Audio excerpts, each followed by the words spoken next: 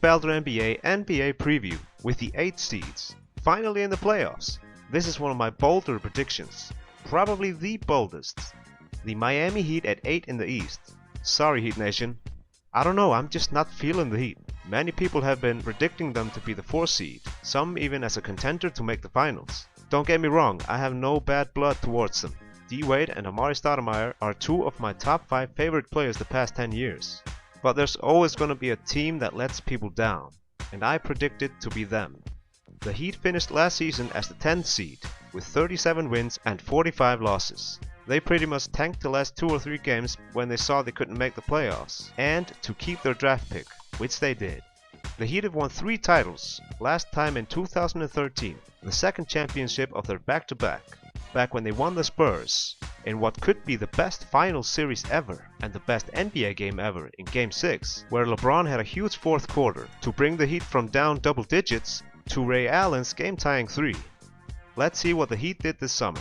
They drafted Justice Winslow with the 10th pick in the draft, and Josh Richardson at 40.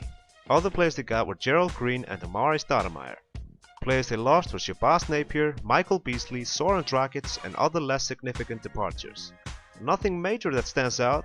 Might be the pick of Justice Winslow, a likely steal in the draft. Let's see how the rotation might possibly look like. In the middle there's Hassan Whiteside, who was a bright spot in a poor season for the Heat last year. He will be backed up by Amar'e Stoudemire, who's not nearly the same player as he was, but still productive. He averaged 10 points and 4 rebounds in 17 minutes of play for the Mavs. Then they also have Birdman to back them up. Then at power forward there's Chris Bosh. Good to see him back healthy after a serious blood clot scare. When he was healthy last year, he averaged 21 points and 7 rebounds. He'll be backed up by Josh McRoberts, who can step out and shoot threes for them. Then at small forward there's Luol Deng, backed up by rookie Justice Winslow, who slipped in the draft to the 10th pick, easy pick for the Heat. He's a great athlete and can get to the rim, left-handed with a nice touch, but still a poor free throw shooter. Shot only 64% in college. Hopefully that won't stop him from being aggressive. Then at shooting guard, Dwayne Wade. Biggest question with him is how many games the Heat can get out of him. He hasn't had a season where he played more than 70 games in 5 years. So it's not given that he'll even play 60 games this season. We'll see. He's also getting older. He'll turn 34 in February. He had nice numbers last year, averaged 21 points, but he's not the same threat off the dribble as he once was. But he's still a good post-up player and can make smaller players pay. He'll be backed up by the high-flying Gerald Green. He'll add some much-needed athleticism and outside shooting. Then at point guard, Goran Dragic, who put up good numbers in his 26 games in Miami. He averaged 17 points and 5 assists. He's then backed up by Mario Chalmers. The Heat finished 4 games under 500. People might think that's because they were without Wade and Bosh for some time. But when they had both of those guys in the lineup, they won only 46% of the games. Even with Bosh and Whiteside healthy and playing a lot of minutes, their record was still below 500. So by that, I find it easier to predict them to win 42 to 45 games instead of 50 to 55 games.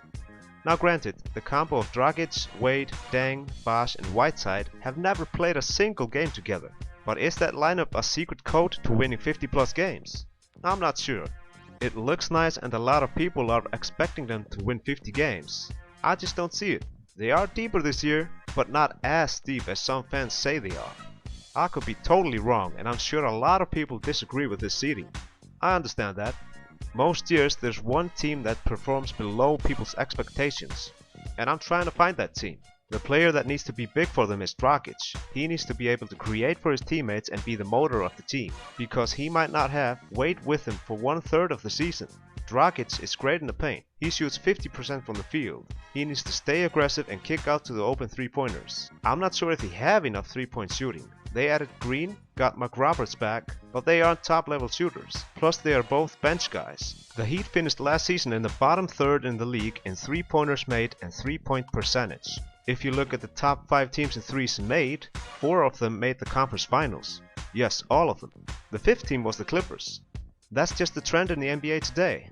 The Heat's lack of being a, say, top 10 3-point shooting team will keep them from being elites. The Miami teams that made the finals were much better 3-point shooting teams. Then you also have to be able to create the threes.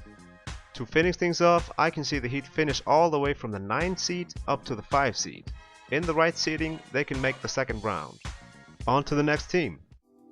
As the 8th seed in the Western Conference, I have the Utah Jazz. They finished last year in the 11th seed with 38 wins and 44 losses.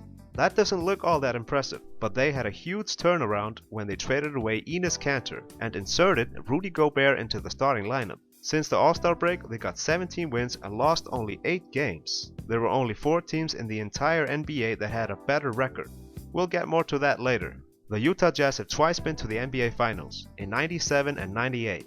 They lost both series in 6 games, led by likely the best duo never to win a championship, in John Stockton and Karl Malone, who were coached by legendary coach Jerry Sloan. Let's see what the Jazz did this summer.